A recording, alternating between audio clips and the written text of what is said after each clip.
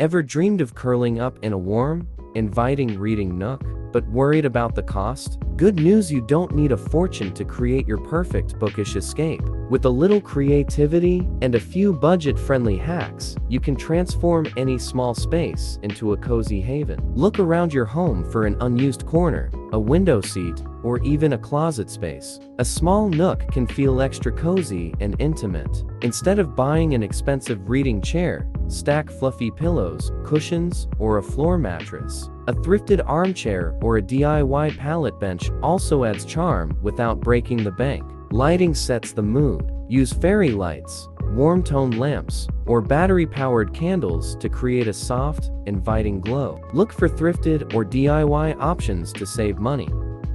Repurpose wooden crates, floating shelves, or an old ladder as a bookshelf. Even stacked books can double as a stylish side table. Throw blankets, scented candles, a small rug, or DIY wall art can make the space uniquely yours. Even a simple tapestry or framed quotes can add personality.